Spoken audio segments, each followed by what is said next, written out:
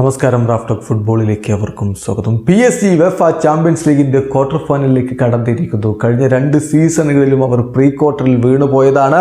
എന്നാൽ ഇത്തവണ കടന്നിരിക്കുന്നു. Round of 16 കടന്ന് ക്വാർട്ടർ ഫൈനലിലേക്ക് ഇതാ കിലിയൻ എംബാപ്പയുടെ മികവിൽ അവർ കടന്നു വന്നിരിക്കുന്നു.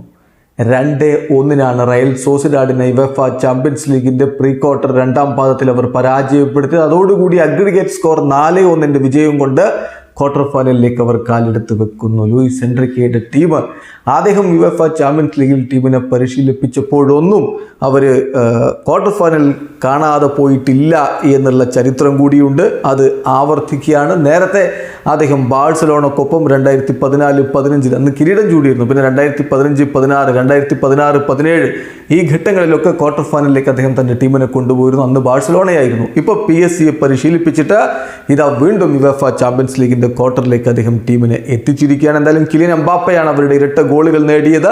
റയൽ സോസിഡാഡിൻ്റെ ഗോൾ മെറിനോയുടെ വകയായിരുന്നു. കളിയുടെ 15ാമത്തെ മിനിറ്റിലാണ് എംബാപ്പയുടെ ആദ്യ ഗോൾ വരുന്നത്. ആദ്യ പകുതി അവസാനിക്കുമ്പോൾ PSG ഏകപക്ഷീയമായ ഒരു ഗോളിന് മുന്നിലായിരുന്നു. 2ാം പകുതിയിൽ 56ാമത്തെ മിനിറ്റിൽ വീണ്ടും കിലിയൻ എംബാപ്പെ ഗോളടിച്ചു. അതോടുകൂടി PSG 4-0 അഗ്രിഗേറ്റ് ലീഡിലേക്ക് പോയി. കളിയുടെ അവസാനത്തിൽ ഒരു ഗോൾ മെറിനോ മടക്കിയടിച്ചെങ്കിലും അതൊന്നും PSG കുതിപ്പ് തടയാൻ പാകത്തിലുള്ളതായിരുന്നില്ല. PSG UCL ക്വാർട്ടറിലേക്ക്. വീഡിയോ അവസാനിക്കുന്ന ഫുട്ബോൾ ലോകത്തെ കൂടുതൽ വിശേഷങ്ങളുമായി റാഫ്റ്റോക്സ് എത്താം.